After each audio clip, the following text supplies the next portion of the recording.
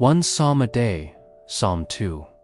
Why do the heathen rage, and the people imagine a vain thing? The kings of the earth set themselves, and the rulers take counsel together against the Lord and against his anointed, saying, Let us break their bands asunder, and cast away their cords from us. He that sitteth in the heavens shall laugh, the Lord shall have them in derision.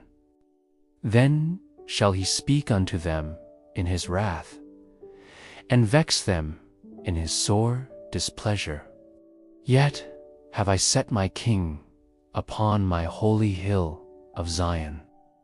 I will declare the decree. The Lord hath said unto me, Thou art my son.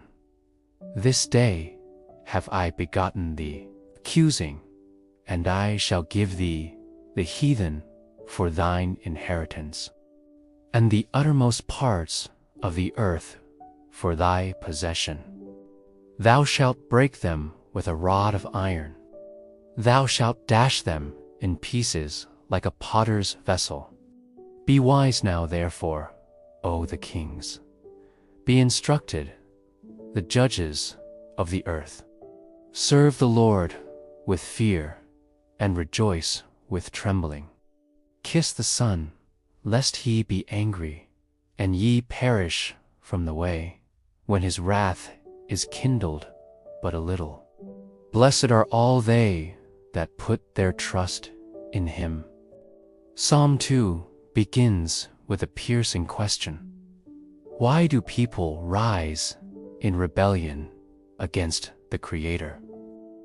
This is not just about ancient kingdoms, but reflects a timeless truth. Humanity often resists divine guidance, imagining freedom where only emptiness lies.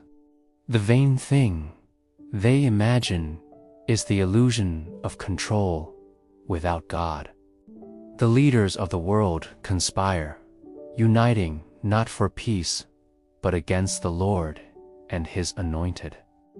They reject what they see as restrictions, seeking to cast off what they think are chains. But these bands are not meant to bind. They represent God's covenant, protection, and loving order. In breaking them, they sever the very lifeline to true peace. From heaven, God watches, not in silence, but with knowing laughter. He is not threatened. He sees the futility of their schemes and remains sovereign.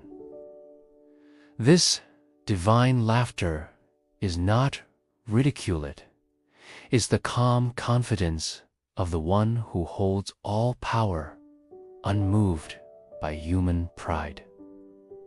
God then speaks, not with mockery, but with solemnity and righteous indignation. His response is not destruction for destruction's sake, but a reminder. He has already set his King on Zion. The world may resist, but God's plan is already in motion. Nothing can stop the purpose that proceeds from his throne. We then hear the voice of the Anointed One, echoing the decree from God.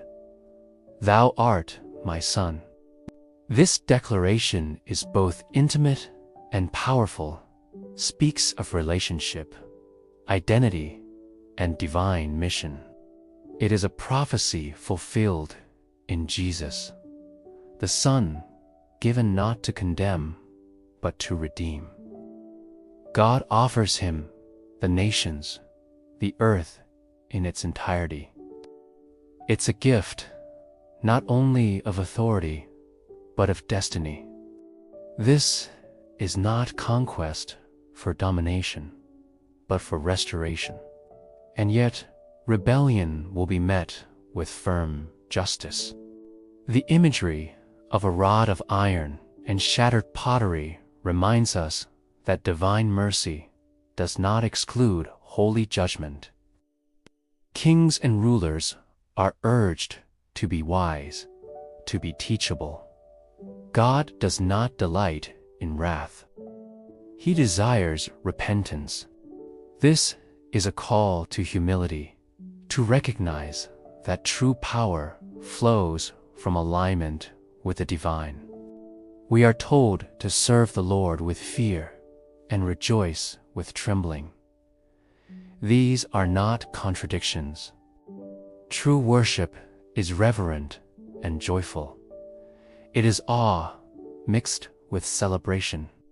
To serve God is to find both purpose and peace, and to rejoice in His majesty is the beginning of wisdom. Kiss the Son is an ancient gesture of submission, love, and covenant. It is an invitation to draw near, to honor the one who was sent. It reminds us that the choice is ours.